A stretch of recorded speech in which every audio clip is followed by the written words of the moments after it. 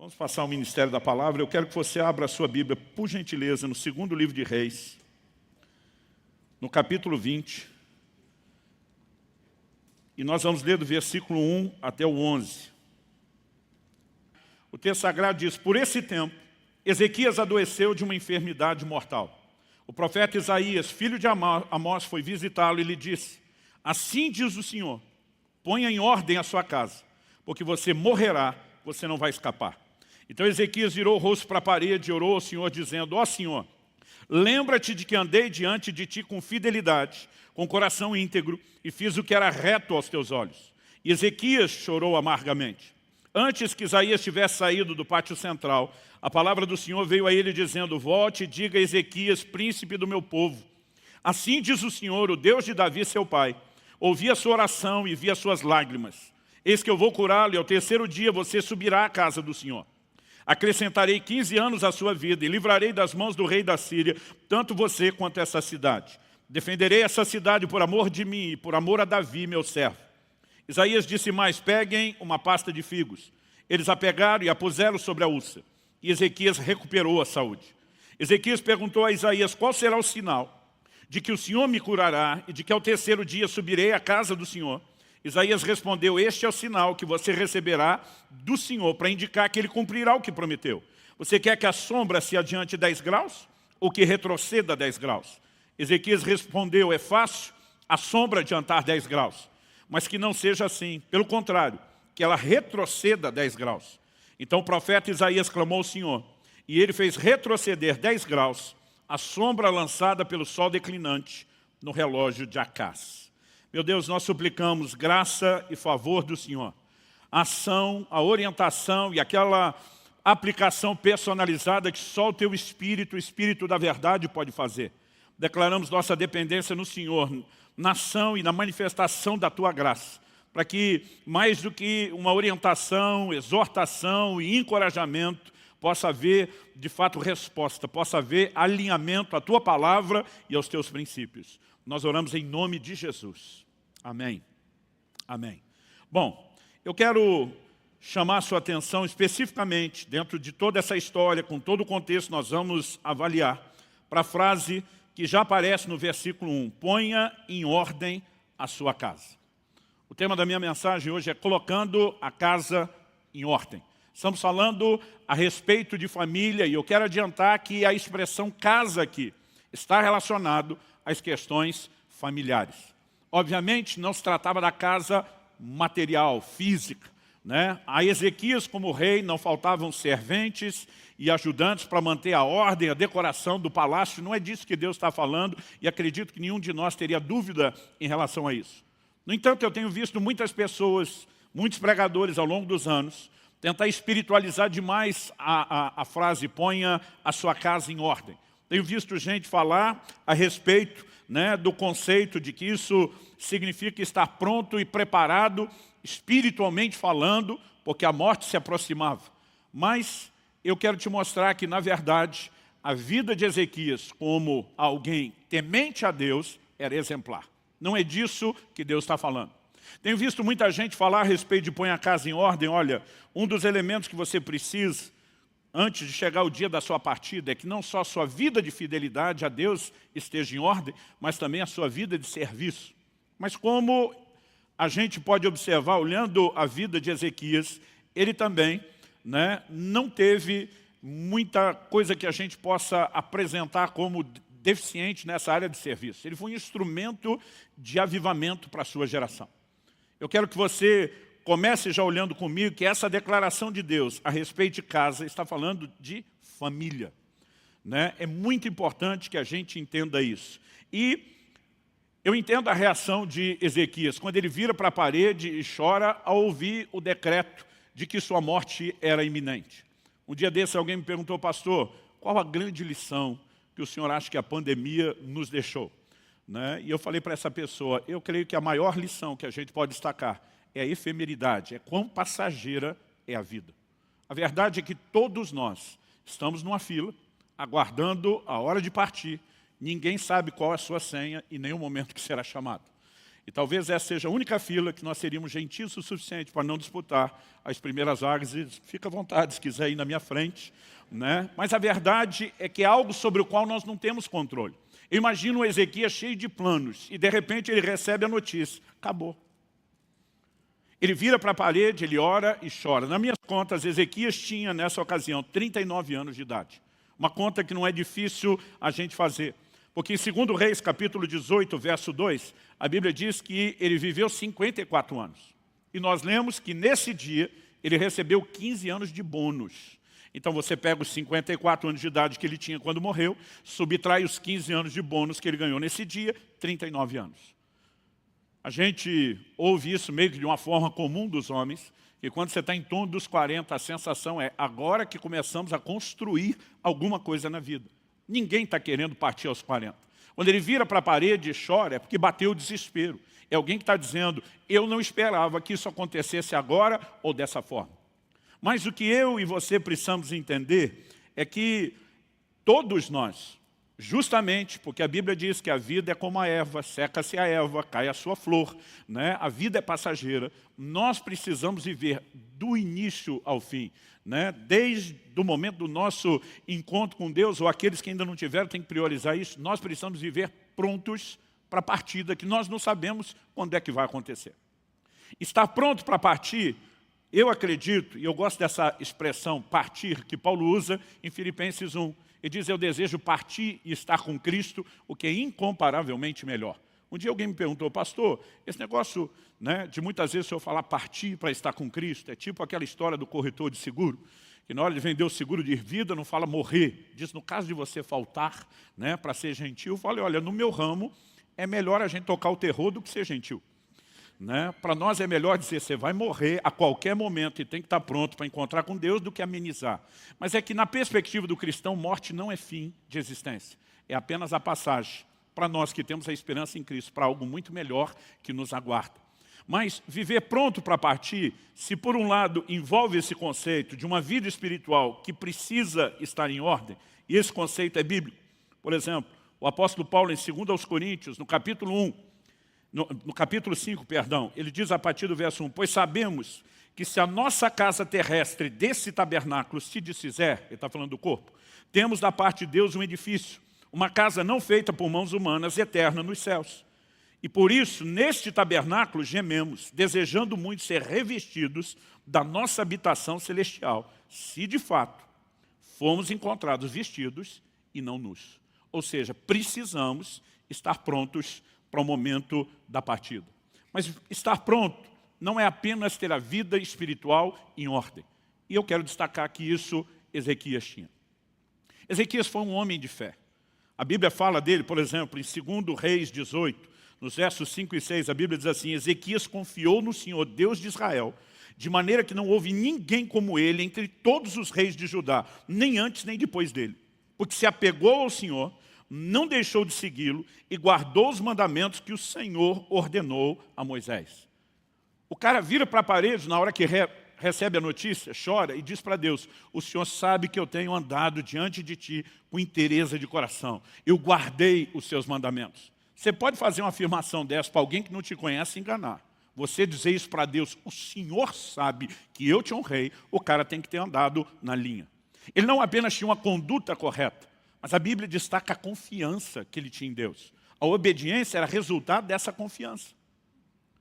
Quando Senaqueribe, rei da Síria, e a Síria por muito pouco não se tornou o que Babilônia veio a ser logo depois, o primeiro império de proporção mundial, quando ele bate no portão da casa de Ezequias, ameaçando destruir Jerusalém e conquistar o reino de Judá, e manda uma carta de ameaça. Ezequias, junto com Isaías, levam a carta e estende diante do Senhor, e o posicionamento de Ezequias para Deus é, nós somos o povo da tua aliança, a afronta não é contra nós, a afronta é contra o Senhor. Vê o que é que o Senhor vai fazer a respeito do seu problema.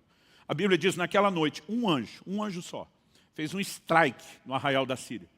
Mais de 185 mil soldados foram mortos. Eles bateram em retirada. Israel sequer lutou porque Deus os defendeu. Ele era um homem que vivia intervenções de Deus. Nessa hora mesmo com um decreto que não se tratava apenas de um diagnóstico médico. Uma coisa é o médico dizer, olha, você vai morrer. Não há expectativa nenhuma pela medicina para que a gente mude o seu quadro.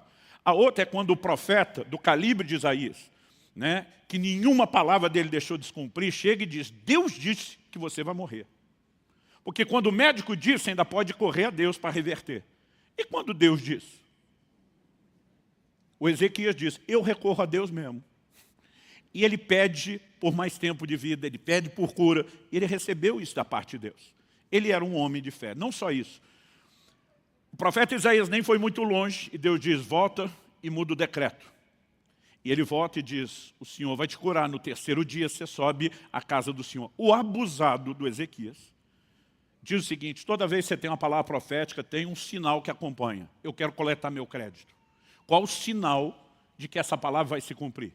E Ezequias recebe de Isaías o que eu chamo uma proposta de sinal interativo. Ele diz, se você quer que a sombra do relógio de Acas avance 10 graus, tecle 1. Se você quer que retroceda, tecle 2. Está dizendo, é você que escolhe. E o abusado de Ezequias diz, avançar é fácil. Ainda que eu vá acelerar o tempo, avançar, a sombra acontece todo dia. Ele diz, eu quero é que retroceda. Agora pensa, ele já recebeu a palavra de que vai ser curado. Mas só para ter o sinal que confirme, o abusado de Ezequias diz, eu creio que Deus pode mexer na estrutura inteira do universo, só por causa de mim. E viu o sinal acontecer.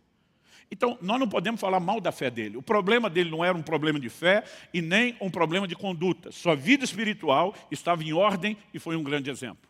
Aliás, a Bíblia diz, não houve rei em Judá, nem antes nem depois, que se dispôs a buscar o Senhor como ele fez. Ah, pastor, será que botar a casa em ordem, então, pode ser que tenha a ver com a questão de ministério, de trabalho? Como eu falei antes, não. Ele foi um instrumento de avivamento na sua geração. Ele atrai uma geração que havia se distanciado de Deus, apostatado, se envolvido com a idolatria, e ele promove um grande mover de arrependimento e retorno para Deus. Ministerialmente, o cara estava também em alta. Então, como eu disse antes, a frase, põe sua casa em ordem, e o conceito que eu e você precisamos ter de estar pronto para partir não é só da vida espiritual em ordem, não é só da vida ministerial. Porque, gente, toda e qualquer recompensa que teremos na eternidade, ela é decidida por aquilo que nós fazemos para Deus aqui e agora. A única coisa que nos acompanha dessa vida são as nossas obras. Ninguém vai levar nenhum bem, ninguém vai levar nenhum recurso, né? Apocalipse 14:3 diz, bem-aventurados os que agora morrem no Senhor, para que descansem das suas obras, pois as suas obras os acompanham. Mas o conceito bíblico de estar pronto para partir não se limita só a uma vida espiritual em ordem, e é o que eu procurei fazer para Deus. A grande questão que nós encontramos nesse texto é que Deus está dizendo que nenhum de nós deveria partir sem deixar nossa casa em ordem. O legado familiar que eu e você deixaremos para trás é tão importante quanto essas questões de uma vida espiritual em ordem, de uma vida ministerial em ordem, é algo que deveria nos preocupar a ponto de nortearmos a nossa existência, né, por uma atenção especial a esse assunto. Então, ao reconhecer a necessidade de estar pronto para partir, eu quero chamar a sua atenção para que você possa programar todo o restante da sua existência, pensando naquilo que você vai deixar quando não estiver mais aqui. A partir do momento que nós entendemos isso, eu queria que a gente voltasse aqui para a história de Ezequias.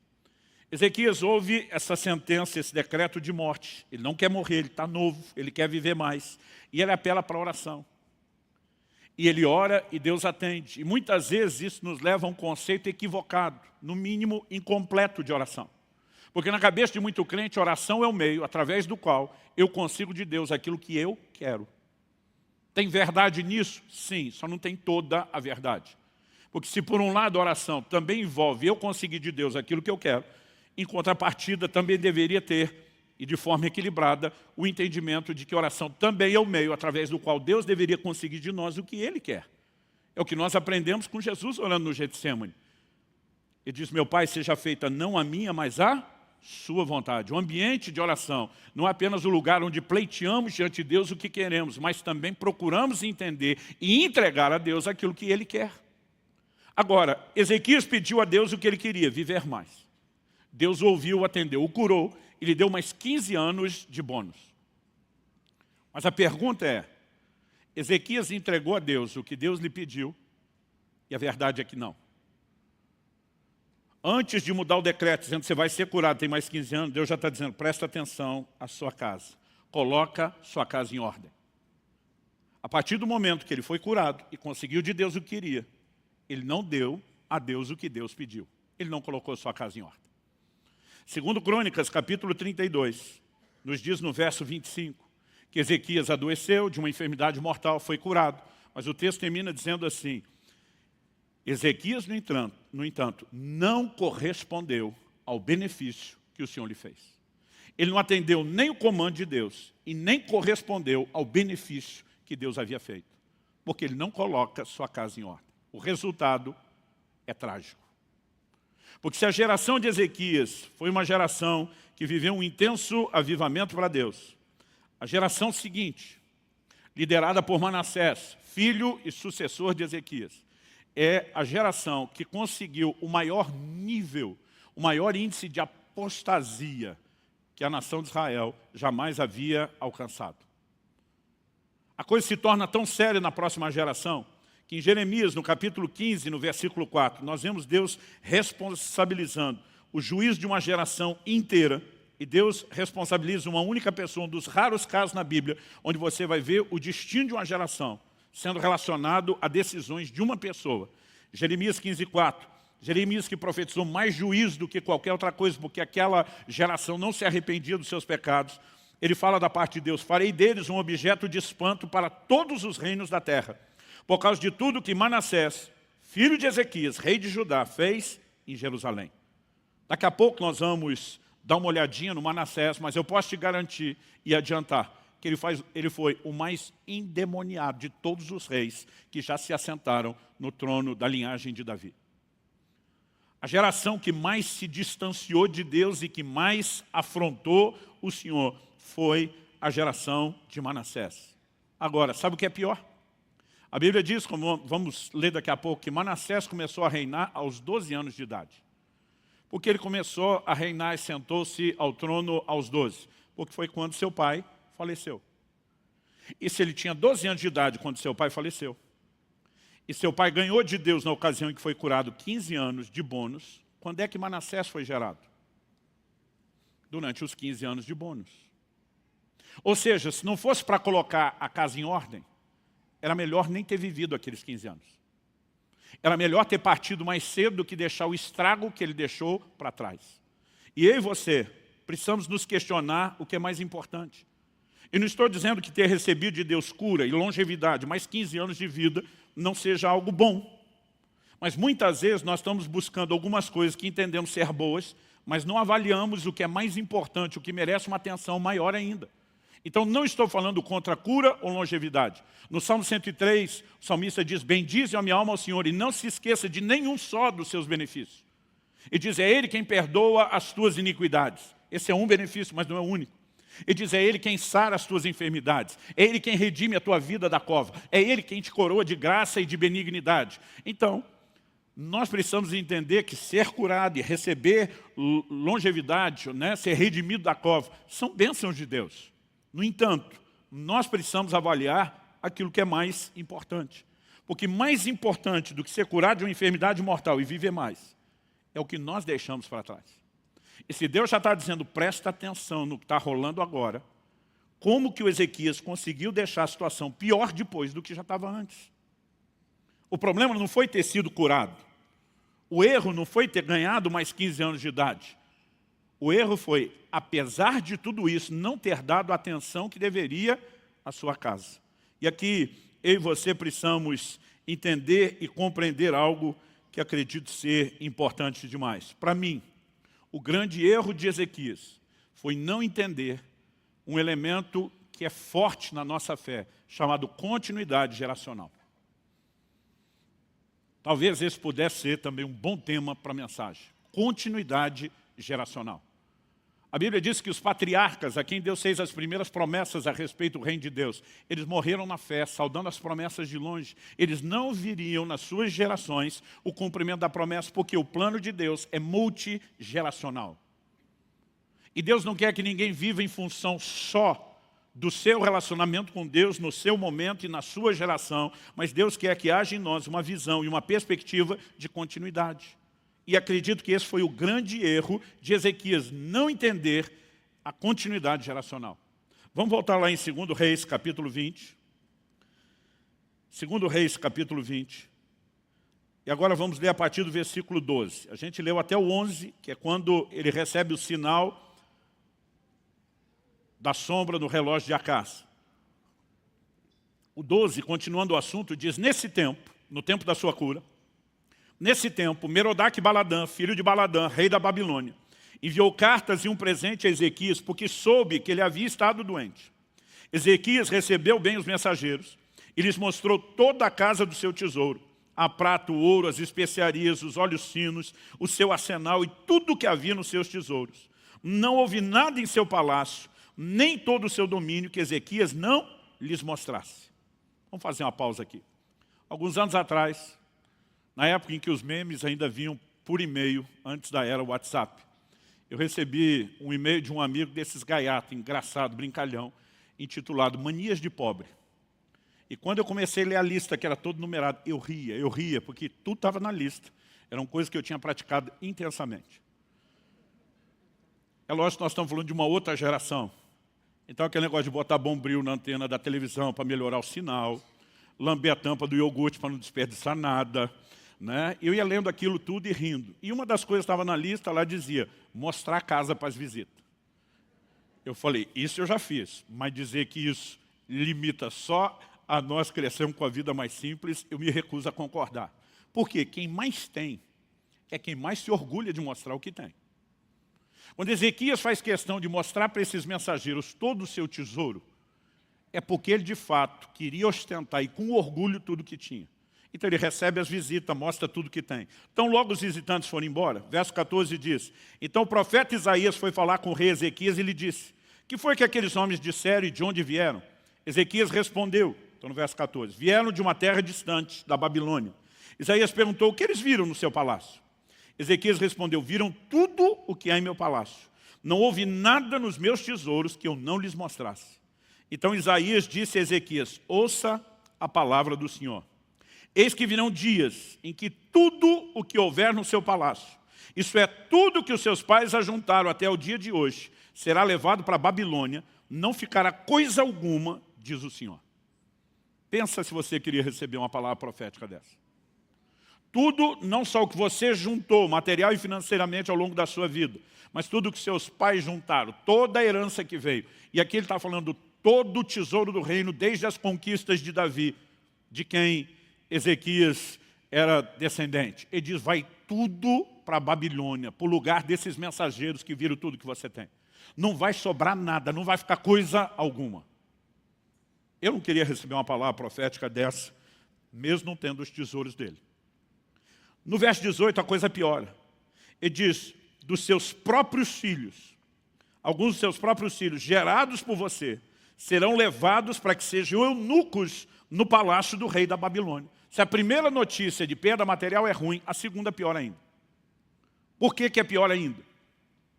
Porque a linhagem dele não apenas seria levada em cativeiro, não apenas seriam feitos escravos vivendo no exílio, mas ele claramente está dizendo que seriam feitos eunucos no palácio do rei da Babilônia. Isso era um senso comum em todos os lugares, né, dos povos do mundo antigo, que um eunuco, quando feito eunuco, era castrado. Ele serviria no palácio sem ser uma ameaça ao harém do rei, basicamente. Isso significava que os filhos não só viveriam longe, distante, em condição de escravidão, mas que a continuidade geracional seria comprometida. Então, se a primeira notícia é ruim, a segunda, pior ainda. Mas olha a reação de Ezequias no verso 19. Então Ezequias disse a Isaías, boa é a palavra do Senhor que você falou.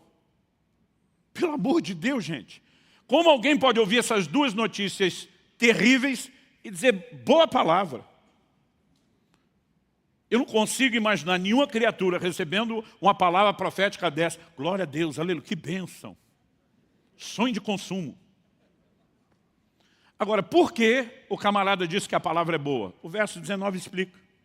Pois ele pensava assim, enquanto eu viver, haverá paz e segurança. Ué, Deus está dizendo que o negócio vai acontecer com os filhos.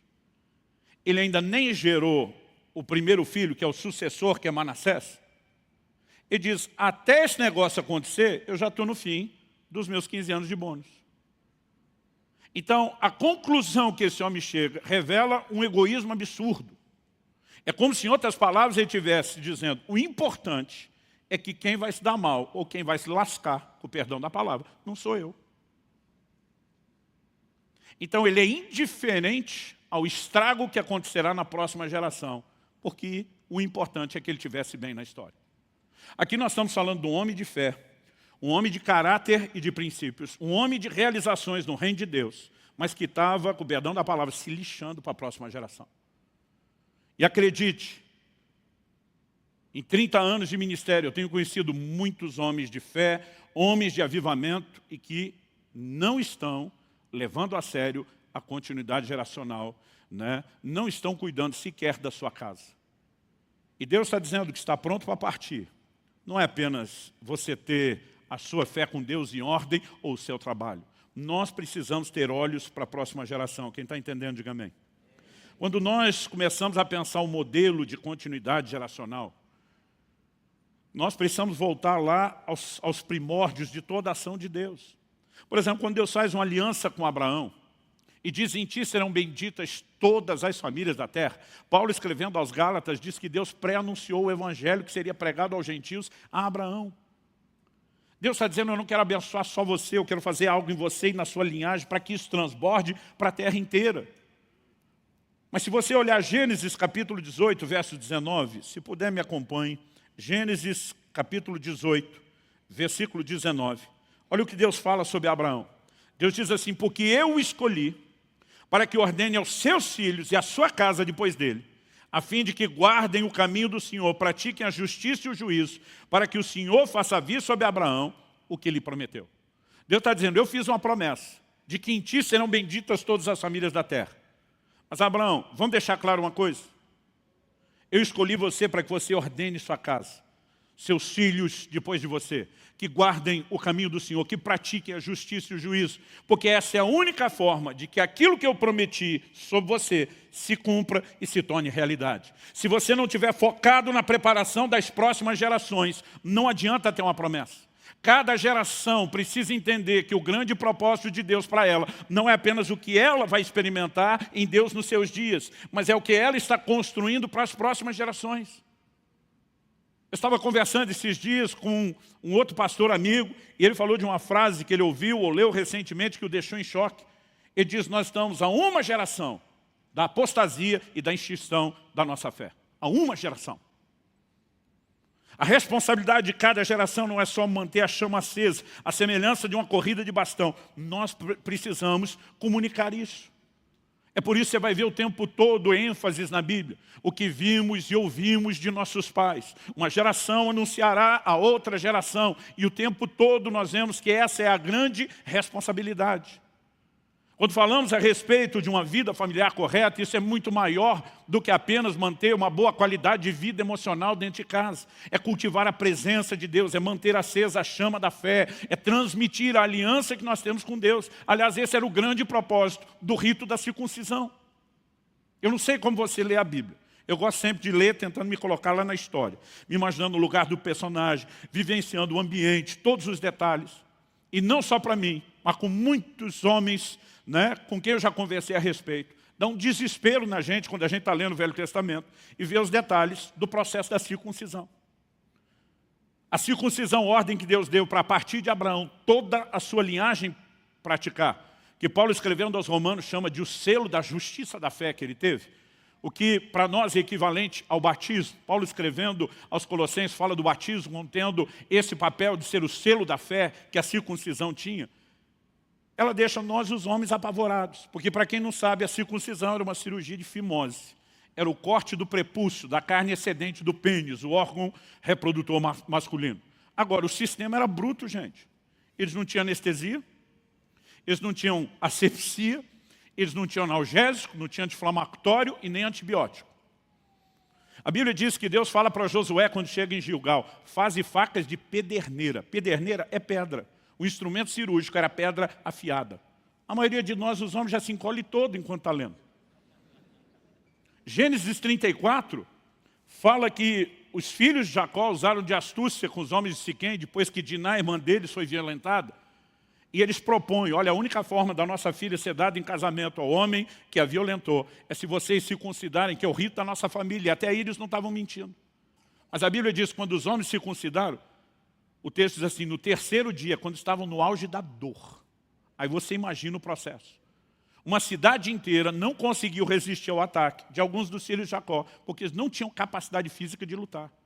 O processo era doído, doloroso. E por causa disso, muitas vezes a gente não consegue enxergar a beleza que está por trás do ritual.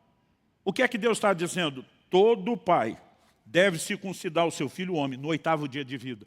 Deus estava dizendo o quê? A marca da aliança que você tem comigo tem que ser transmitida para a próxima geração. Você, pai, é responsável por marcar o seu filho com a mesma aliança que você carrega. E a gente chama de um sinal de aliança, porque envolvia derramamento de sangue, o que para os povos antigos dava um caráter ainda mais sagrado à aliança. Mas não era só a aliança que o pai colocava no filho. O pai colocava no filho um lembrete. Ele está dizendo, menino, quando você crescer e chegar a hora de usar o seu instrumento de reprodução, você tem ali um lembrete de que a mesma aliança que seu pai te transmitiu, você vai ter que transmitir para o seu filho. Era um claro sinal de que a aliança de Deus, ela era multigeracional. Deveria haver continuidade geracional. Mas a forma como Ezequias agiu trouxe um prejuízo enorme. Se você voltar comigo lá em 2º livro de Reis, a gente leu até o final do capítulo 20. Mas quando a gente começa no versículo, na verdade o finalzinho é o verso 21, que diz assim, Ezequias morreu e Manassés, seu filho, reinou em seu lugar. Capítulo 21 começa falando sobre quem foi Manassés. Manassés tinha 12 anos de idade quando começou a reinar e reinou 55 anos em Jerusalém. A mãe dele se chamava Refisbá. Fez o que era mal aos olhos do Senhor, segundo as coisas abomináveis das nações que o Senhor havia expulsado de diante dos filhos de Israel. Deixa eu fazer uma pausa aqui no final desse verso 2. Uma das instruções que Deus mais repetiu para aquelas gerações, né, a que saiu do Egito e a partir da próxima que entrou em Canaã foi, não façam conforme os costumes dos povos dessas terras. Não façam o que os cananeus faziam. Era talvez a ênfase, a instrução mais repetida. A Bíblia diz que eles fizeram segundo as coisas abomináveis daquelas nações. Verso 3, agora falando de Manassés, pois reconstruiu os lugares altos, eram os lugares de culto idólatra, que Ezequias, seu pai, havia destruído. Levantou altares a Baal, fez um poste da deusa Zerá, como que Acabe, rei de Israel, havia feito. Prostrou-se diante de todo o exército dos céus e o serviu. Edificou altares na casa do Senhor, a respeito da qual o Senhor tinha dito, em Jerusalém porei o meu nome. Também edificou altares a todo o exército dos céus, nos 2 átrios da casa do Senhor.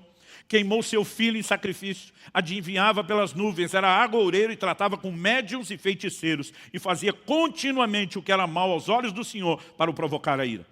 Também pegou a imagem de escultura da deusa Zerade que ele tinha feito e a colocou no templo, a respeito do qual o Senhor tinha dito a Davi, seu filho Salomão, neste templo e em Jerusalém, que escolhi de todas as tribos de Israel, porei o meu nome para sempre.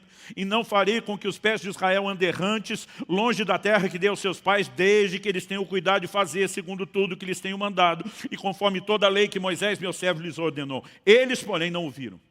E o verso 9 diz, Manassés, de tal modo os levou a andar errantes, que fizeram pior do que as nações que o Senhor tinha destruído de diante dos filhos de Israel. Essa geração não apenas faz o que os cananeus fizeram, eles conseguem a façanha de fazer pior. Ou seja, se a geração de Ezequias viveu um avivamento divino, a geração de Manassés, a seguinte, viveu um avivamento maligno. Aliás, raramente você verá na Bíblia ou na história um avivamento que dura mais do que uma geração. O que mostra a nossa deficiência de pensar além de nós mesmos, de olhar além do umbigo e focar na próxima geração. Há uma responsabilidade que nós precisamos ter, e esse clamor do coração de Deus, coloque a sua casa em ordem, era justamente para que tudo aquilo que Ezequias viveu e construiu não se perdesse. Então isso é algo que me traz muito temor. Eu, quando criança, eu lembro bem garoto, meus pais sofrendo, assistindo um jogo da seleção brasileira, e eu dizendo para meu pai, não dá para nós entrar lá ajudar eles? Eu não sei se era só eu, quando criança, que tinha essa sensação. Será que dá para entrar no filme, na história, em algum lugar? Agora, eu vou te dizer, se eu pudesse entrar nessa história de Ezequias, era para agarrar esse cara pelo pescoço. Como que alguém ouve o que vai acontecer com os filhos e diz boa palavra? Agora, a pergunta é, será que esse egoísmo manifestado por ele era exclusividade dele, comportamento de mais ninguém? Não. Em 30 anos de ministério, eu já vi muita gente que, em nome do sucesso da sua carreira profissional, atropelou o casamento e os filhos. Ele estava mais preocupado em se dar bem no final da história do que pensar na sua casa. Eu tenho conhecido muitos pastores e líderes que, a semelhança de Ezequias, também foram homens de fé e de avivamento, mas que, em nome do sucesso ministerial, sacrificaram a sua casa. E todo o sacrifício da família em prol da construção de qualquer outra coisa é apresentado na Bíblia como um retrato de maldição e não de bênção. Josué disse depois da conquista de Jericó, maldito o homem que reedificar a Jericó. Com a perda do seu filho mais velho, vai colocar os fundamentos, início da obra. Com a perda do filho mais novo, o caçula, vai colocar as portas, o acabamento. Você vai ler depois em 1 Reis 16:34, em seus dias, Iel, o betelita, reconstruiu Jericó. A Bíblia diz, com a perda do seu filho mais velho, colocou os fundamentos. Com a perda do caçula, colocou as portas. Nada que você construa na vida à custa do sacrifício da família, do casamento ou dos filhos, é retrato de bênção, é maldição. E nós precisamos carregar esse temor. Eu não quero, de modo algum, terminar a minha história, a minha jornada, a minha caminhada com Deus, dizendo que fiz algo bom para o reino de Deus, mas não investir na continuidade geracional. Aliás, se existe algo que mexe comigo, desde a minha adolescência, por conta de coisas que eu li, de advertências que eu recebi, foi sempre o desejo de terminar bem. Gente, algumas estatísticas dizem, estou falando agora de ministros do Evangelho. A estatística foi levantada nos Estados Unidos, mas não é muito diferente no resto do mundo. Tem variações para mais e para menos, dependendo dos lugares. Cerca de 80% dos ministros não terminam bem suas carreiras. Não estou dizendo que terminaram desviado, mas arranhado em algum lugar, né, a sua história de integridade, em alguma área. Houve uma época em que minha briga era ser parte dos 20%. Hoje tem sido mudar essa estatística dos 80%. E um camarada que sempre me inspirou quando eu pensava nesse modelo de integridade foi o profeta Samuel. Em 1 Samuel, no capítulo 12, a Bíblia nos mostra a maneira como ele termina a sua carreira. Ele se coloca diante do povo. Não estamos falando de um político prestando conta de 4 anos de mandato. Ele diz, minha vida tem estado diante de vocês desde a minha juventude até a minha velhice, uma vida inteira. Ele diz, eu quero que qualquer um de vocês se levante para dizer quando foi que eu fui injusto contra alguém aqui. Ele foi juiz, o último dos juízes de Israel. Julgou a nação durante uma vida inteira. O povo responde, você nunca foi injusto com nenhum de nós.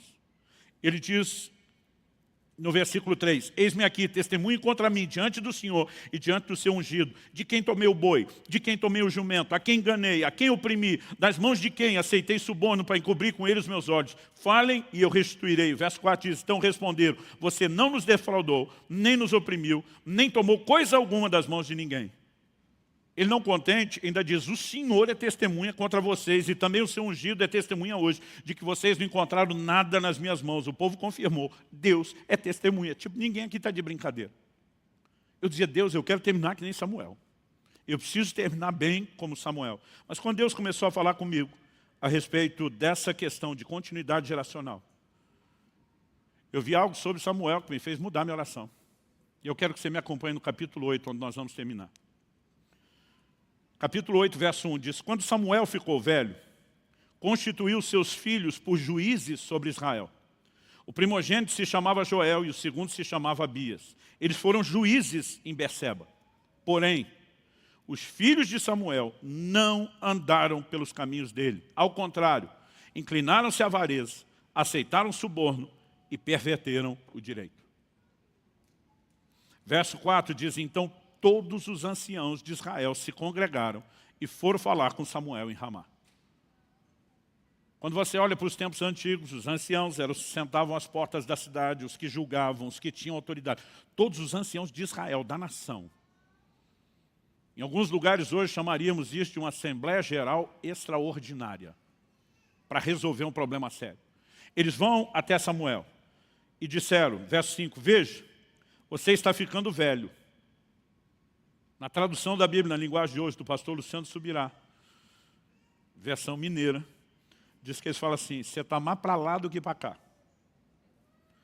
Você está ficando velho e os seus filhos não andam pelos seus caminhos. Por isso, queremos agora que você nos constitua um rei para que nos governe, como acontece em todas as nações. Mas Samuel não gostou dessa palavra quando disseram, dê-nos um rei para que nos governe. Então Samuel orou ao Senhor, e o Senhor disse a Samuel, atenda a voz do povo em tudo que lhe pede, porque não foi a você que rejeitaram, mas a mim, para que eu não reine sobre eles.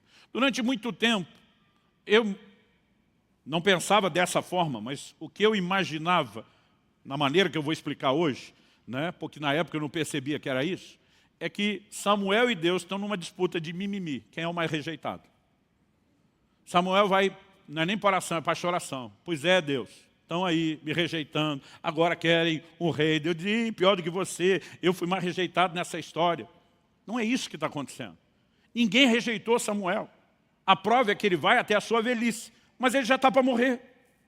Então imagina nas entrelinhas, esse povo está dizendo para ele, véi, no caso era velho mesmo, né? Véi, se tu vivesse mais 100 anos, a gente estava fechado contigo mais 100 anos. Se vivesse mais 200, a gente estava fechado mais 200. Você foi um homem íntegro, ninguém tem o que falar. Nenhuma das suas palavras caíram por terra. Deus estava contigo. Ninguém quer abrir mão disso. Mas o problema é que você já está partindo. E você largou uma bucha, um enorme de um problema para nós. Porque os seus filhos que você está colocando como seus sucessores não andam nos seus caminhos.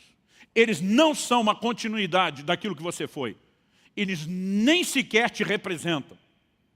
Se eles fossem como você, nós aceitaríamos eles como te aceitamos. Mas do jeito que você está deixando essas crias, não dá para engolir.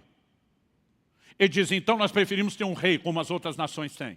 Nós queremos que haja regras do reino. E Samuel, antes de estabelecer Saul, ele começa a falar a respeito das regras do reino, porque essa era a reclamação.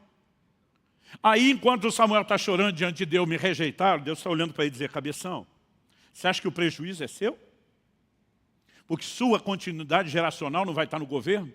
Deus diz, o prejuízo é meu. Quem está perdendo sou eu. Estou perdendo uma geração que não ouvirá minha voz, porque você não preparou os seus filhos para liderarem o meu povo para me obedecer. E eu e você precisamos entender que, no final das contas, lucro ou prejuízo tem mais a ver com aquilo que nós deixamos do que com aquilo que nós fizemos. Eu creio que é por isso que o apóstolo Pedro diz na sua primeiro capítulo da sua segunda epístola, ele diz que ele se esforçava para que mesmo depois da sua partida, ele continuasse frutificando. Nós precisamos pensar em continuidade, isso não é só lembrança do que fizemos. Começa pela nossa casa, começa pelos nossos filhos. Nós temos a responsabilidade de transmitir a chama da fé, uma aliança com Deus, paixão, né, pelo Senhor ao coração da próxima geração. Quem está entendendo, diga amém.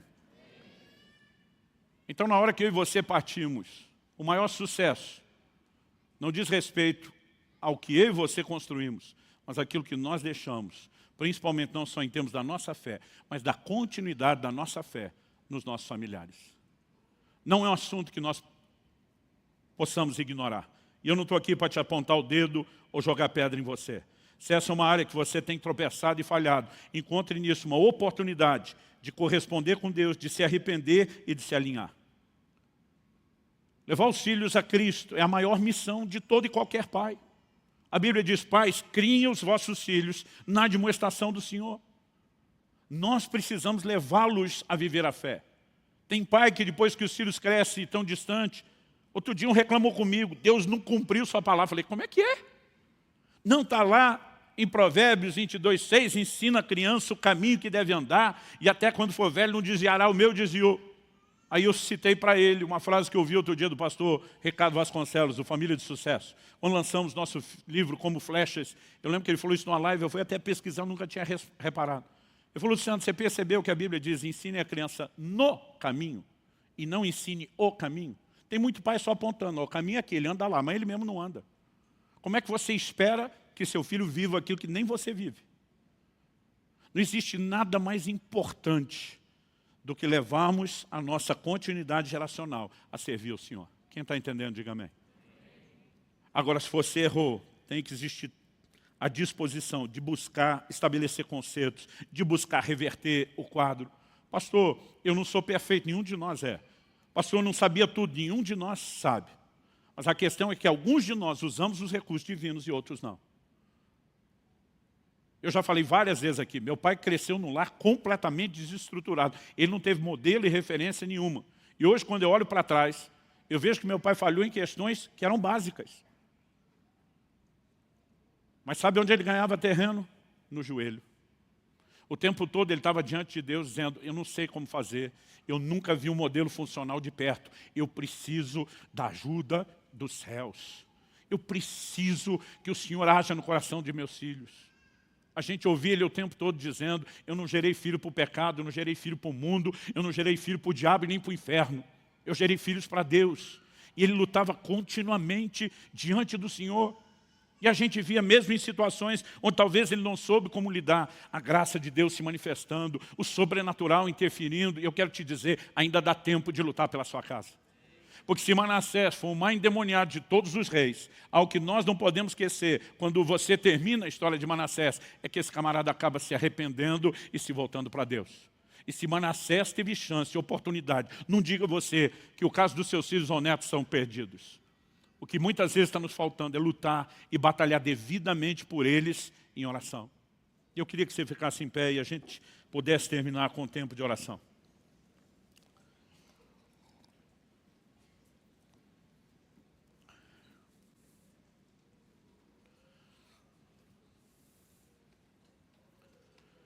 Bom, nesse culto especificamente, eu estou com a alegria de ter meu filho aqui. E eu queria que ele viesse dar uma palavrinha e nós vamos orar. Quando minha neta nasceu, eu olhei para ele e falei, eu fiz a minha parte de deixar você no caminho e botar o bastão na sua mão. Agora é sua responsabilidade transmitir o bastão da fé para a próxima geração. Falei, eu vou estar lá como intercessor, talvez com a consciência e a maturidade de hoje, orando mais pelos netos até do que orava pelos filhos. Mas eu falei, a responsabilidade é sua. Não deixe a peteca cair. Né? Porque não basta apenas que você procure focar algo nos filhos. Nós precisamos preparar cada geração a investir na próxima e a investir na próxima, para que até que nosso Senhor volte, o reino de Deus avance cada vez mais. Amém? Amém. Bom, de tudo o que os meus pais fizeram como pais, o que eu mais tenho gratidão foi eles terem nos ensinado sobre o caminho, no caminho que devemos andar. Eu acredito e eu sinto de compartilhar isso, que o que fez isso para mim, eu sei que para minha irmã também, não foi só eles terem nos ensinado que nós devíamos ler a Bíblia. Porque eles terem nos ensinado que nós devíamos, nos ajudou com aquilo naquela época. Mas para nós ver como eles liam a Bíblia.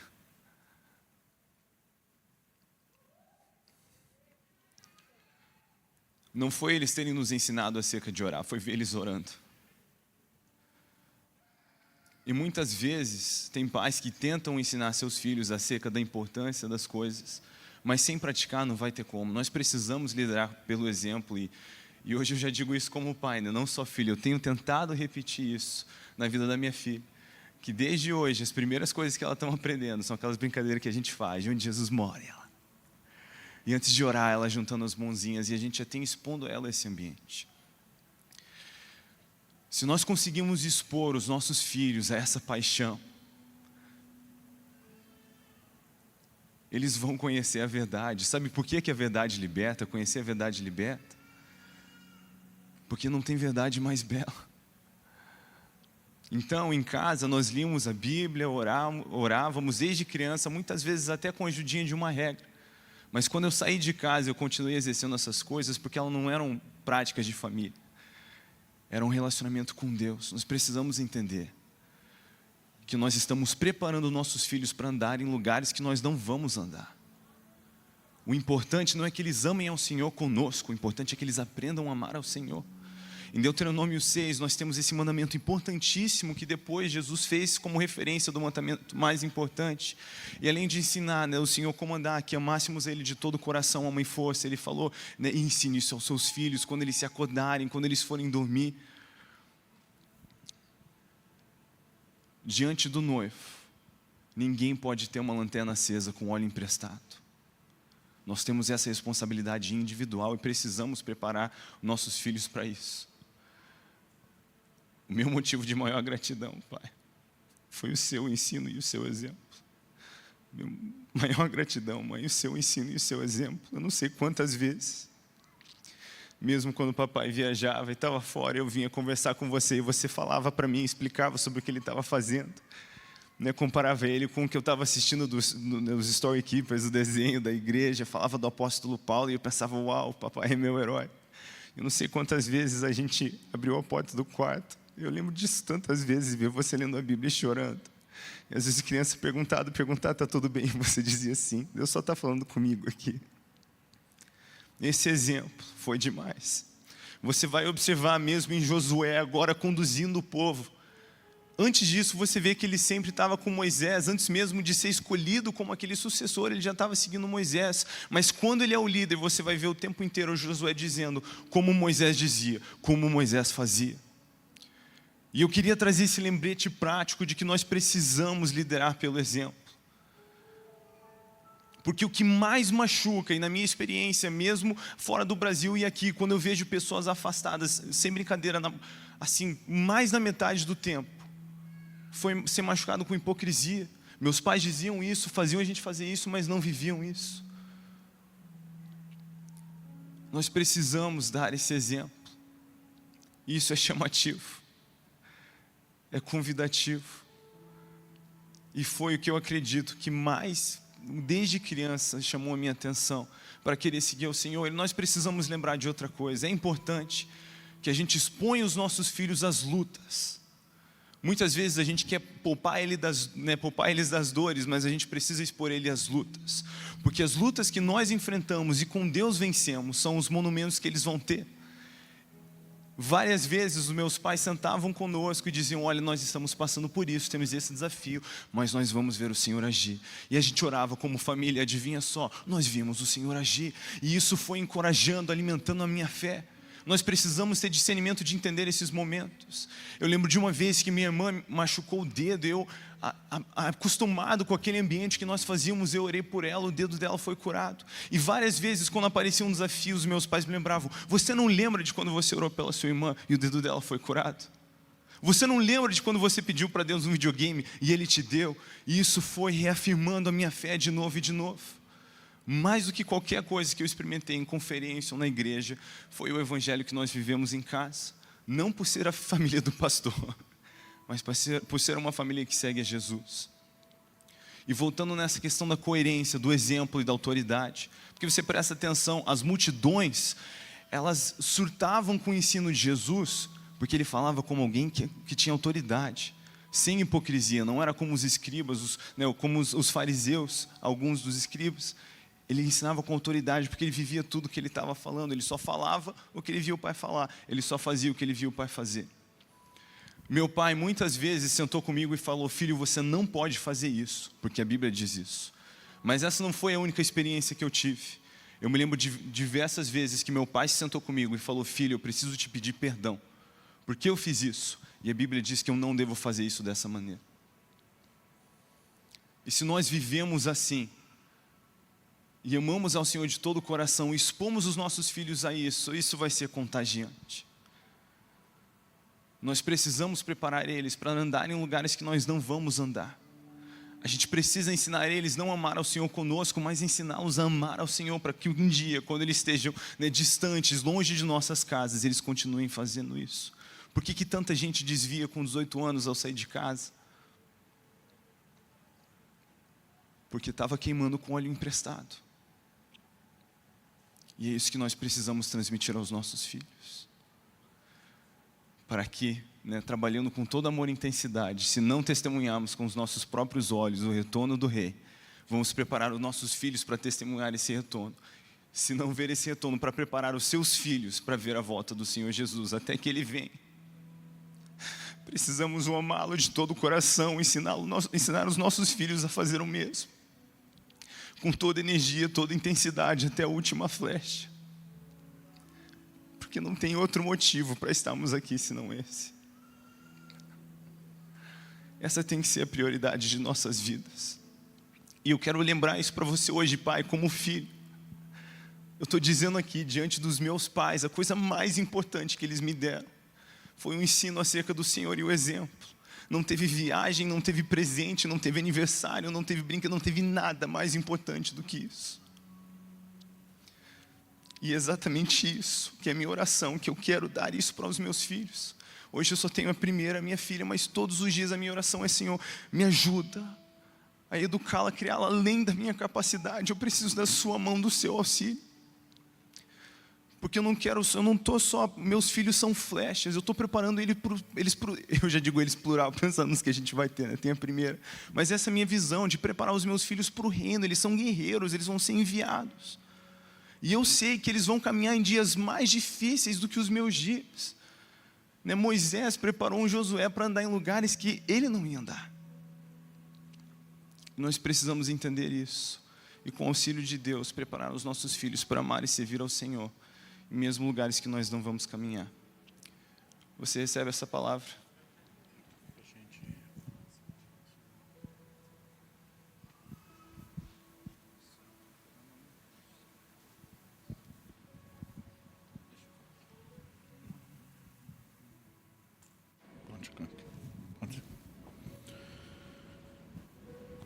Talvez você olhe para você mesmo e pense: pastor, eu não sou perfeito. Eu vou repetir o que falamos antes: ninguém é. Talvez muitas das coisas que marcaram meus filhos não foram aquelas que a gente só fazia direito, mas aqueles momentos onde com vergonha a gente chamava e dizia: papai errou, papai falhou. Quando a gente se dispõe a ser modelo, a gente tem que conseguir inspirá-los até na forma como a gente conserta aquilo que fizemos de errado. Eu chamei minha filha aqui também, porque um dia desse um pastor me perguntou: Luciano, qual a sua maior realização ministerial? Eu falei: cara, tu já teve mais de 50 países, já plantou igrejas, já tocou tanta gente, são tantos milhões de visualizações, livros espalhados. Para onde você olha que você tem a sua maior realização ministerial? Eu falei para ele: minha realização ministerial são 2 pessoas. A minha maior são 2 pessoas servindo a Deus, os meus filhos. Porque se tivesse feito tudo o que fiz e não tivesse conseguido ajudar eles, eu estaria numa situação delicada diante de Deus. Aliás, o próprio Paulo fala sobre aquele que almeja o episcopado. Ele diz: tem que governar bem sua casa. Porque se não sabe cuidar da sua casa, como é que vai governar a igreja de Deus? E nós temos um trato aqui com todos os pastores. Isso não significa que os filhos não possam vir ter problemas. Eles têm escolhas, a capacidade de fazer escolhas. Mas nós temos um trato. Ao menor sinal de qualquer problema familiar, seja no casamento ou em relação aos filhos, para tudo. Porque não existe nada mais importante do que eles. E eu sei que hoje, depois de 30 anos de ministérios, com os filhos crescidos, eu não pregava sobre essas coisas no início da minha caminhada, porque alguns pastores olhavam e diziam: depois que seus filhos passarem a adolescência, a gente conversa. E eu agora tenho chamado, alguns deles têm dito: e aí, vamos continuar aquela conversa? Porque agora tem uma história que respalda isso. E eu vou repetir: o meu propósito não é jogar nada na sua cara, é tentar te inspirar. Eu gostaria que eles orassem pelos filhos, pelos netos de muitos de vocês.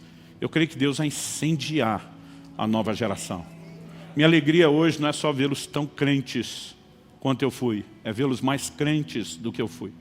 E nós podemos sonhar com isso e viver isso juntos. E eu espero te encorajar. Eu sei que eu estou passando uns minutinhos aqui, mas eu creio que o que estamos fazendo diante do reino espiritual é muito importante, tem muito peso. E eu gostaria que eles pudessem orar. Você quer falar alguma coisa? Eu quero falar: oi gente, tudo bem? Muitas vezes as minhas amigas no colégio perguntavam, quando elas escutavam as experiências que a gente vive como família, e muitas vezes elas vinham para mim e falavam: Lissa, mas a personalidade de vocês não choca? Vocês não têm conflito?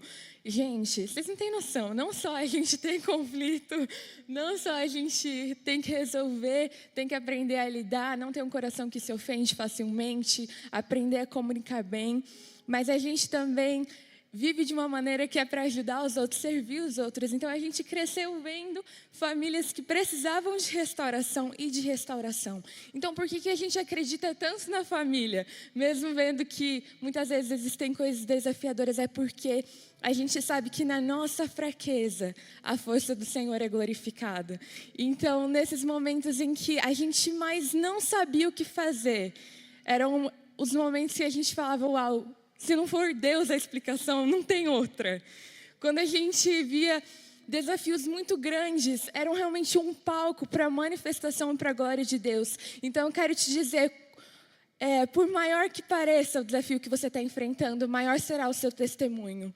Talvez você fale, se você não tem noção das sementes que foram plantadas, de quanta coisa vai ter que ser arrancado, e talvez eu realmente não conheça e não saiba, mas eu sei que Deus conhece profundamente e que é tempo de plantar novas sementes que vão gerar muito fruto para a glória de Deus.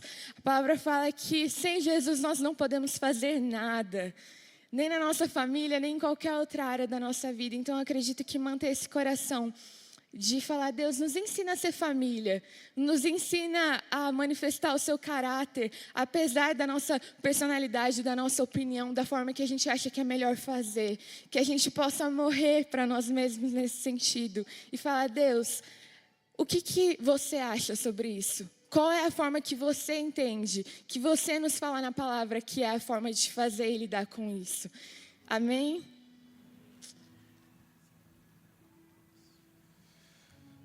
Senhor, nós te agradecemos pela sua voz que nos conduz, a tua mão que nos guia, nos protege. Pai, nessa manhã nós te pedimos que o Senhor nos ajude, o Senhor nos dê força como pais, a transmitir a verdade do teu evangelho aos nossos filhos, que eles possam viver te amando em primeiro lugar e amando o seu próximo, a obedecer os seus mandamentos, a sua grande comissão. Senhor, nos dá graça nessa manhã para todos aqueles que têm sentido que eles não têm o que é suficiente para transmitir aos seus filhos. Pai, eu peço que o Senhor derrame da sua graça, o teu Espírito, como a tua palavra nos diz, é aqueles que nos traz o que dizer, mesmo diante de reis. Nós pedimos da mesma sabedoria para educar e criar os nossos filhos, que mesmo quando a gente não sabe como fazer, a sua mão e a sua graça estejam sobre nós e nos ajude a fazer isso da melhor maneira e da maneira mais eficaz, mesmo quando nós não conseguimos ver os dias, os lugares que eles irão caminhar, o Senhor já sabe exatamente pelo que eles vão passar. Nos ajuda a discipular os nossos filhos profeticamente, preparando eles para que a sua igreja vai vivenciar. E Senhor, eu também peço que o Senhor possa restaurar a honra na nossa geração, que filhos saibam e aprendam a honrar seus pais. Nós sabemos que isso vem de ti, que isso te agrada. E nós pedimos pelo mover do teu Espírito, que reconecta o pai a seu filho e o filho aos seus pais, em nome de Jesus. Amém. Amém. Senhor, eu peço que os olhos do nosso coração sejam abertos para a revelação de quem Cristo é. Senhor, que nada nos cative mais do que a sua beleza e o seu caráter. Eu peço realmente por um batismo de amor nesse dia, por paixão por Jesus, Senhor, que nós possamos enxergar tantas riquezas, que o Senhor nos chamou, que isso seja natural e que os outros possam enxergar isso na nossa vida. Meu Pai, eu oro pela representação aqui de cada filho, que nós possamos, à semelhança de Jesus, encontrar alegria na submissão, alegria na obediência. Senhor, eu peço que a Tua palavra seja manifesta em nós quando fala que o Senhor transformaria o coração de pedra num coração de carne, que a gente possa ver uma geração quebrantada, que entende que existem líderes que vão enxergar além da nossa visão, que vão além do que nós já sabemos e que a gente possa ter alegria na submissão. Nós oramos pela Tua promessa de que o coração dos pais e dos filhos seriam restaurados em nome de Jesus nesse dia e para a glória de Deus. Amém. Pai, nós oramos por milagres em cada casa. Se até Manassés encontrou lugar de arrependimento, nós queremos que não há nada que não possa ser mudado ou revertido na história dessas famílias. Mas não suplicamos apenas que o Senhor faça isso sozinho, Oramos por um despertamento que levem pais e avós a cooperarem contigo e a interagir intensamente com o Senhor, em jejum, em oração, em guerra espiritual, para que o destino da próxima geração seja profundamente afetado. O Senhor falou ao nosso coração que seriam dias não apenas de ensino sobre família, mas onde ventos de restauração soprariam sobre essa casa. E eu oro por cada um dos meus irmãos e irmãs nesse lugar, por aqueles que nos acompanham pela transmissão. Eu oro pelo toque de vida do Espírito Santo. Em nome de Jesus. Em nome de Jesus. E para a glória de Deus. Se você crê e concorda, diga amém. Se você recebe essa palavra, diga eu recebo, em nome de Jesus. Glória a Deus. Glória a Deus.